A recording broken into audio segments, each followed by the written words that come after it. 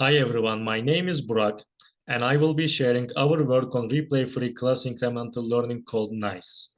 This is a joint work with John Mormon and my advisor Dr. Konstantin Dobrolis.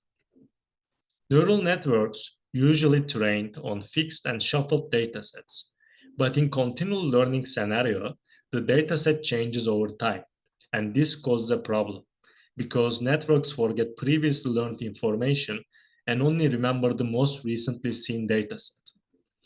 We focus on a class incremental learning, a specific type of continual learning scenario where new classes are introduced gradually.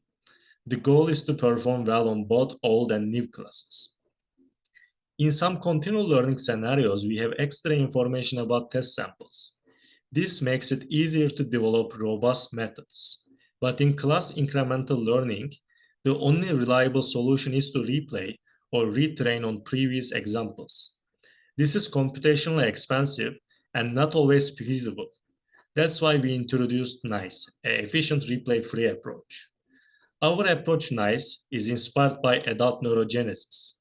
The hippocampus, a part of the mammalian brain, has the unique ability to produce new neurons even in adulthood. These new neurons go through 3 maturation stages. Depending on their stage, these cells play different roles and have different learning capabilities. In our work, we aim to mimic this process. In our method, neurons are assigned different ages, each corresponding to a specific role. Age 0 neurons act as an excess capacity. Age 1 neurons learn current classes. Neurons with age 2 or greater are responsible for avoiding forgetting. At the start, all neurons have an age of 0. Neuron ages change based on 2 events: episode changes and phase changes. Episode changes occur when a new dataset is introduced. At the start of a new episode, all age 0 neurons become age 1. Phase changes, on the other hand, occur multiple times within a single episode. During each phase, a subset of age 1 neurons with lower activations reset to age 0. By the end of an episode, only a small subset of neurons remains at age 1, and all neurons except age 0 have their ages incremented by 1. After updating neuron ages in each phase, we prune connections from younger to older neurons. This ensures that the changes in younger neurons don't impact the older ones. When an episode ends, we freeze incoming connections of the age 2 neurons. This way, age 2 neurons preserve what they have learned. Final component of NICE is a context detection mechanism that chooses the appropriate subnetwork to use for each test example. For instance, if this mechanism thinks the sample is from episode A classes, we use a network of neurons age 3 or older. In contrast, if it infers that the sample is from episode B, we use neurons of age 2 or greater. Okay, how this context detector works. First, after each episode, we store binary vectors representing the activation patterns of age 1 neurons. Here I show an example with 8 neurons. Then our context detector uses this table to infer context for each test sample.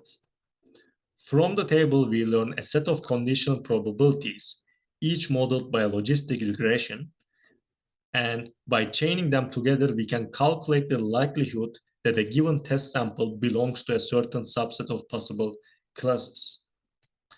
These conclude our methods. Now I will briefly summarize some of the key results. First, given an equal memory budget, NICE outperforms replay methods across 6 datasets and 3 different architectures. Recall that NICE infers context through activations. This raises an interesting question. How do neuron activations make context detection possible? Well, we discovered that certain neurons exhibit distinct activation patterns, specifically strong activation for learned classes and weak activations for unfamiliar classes.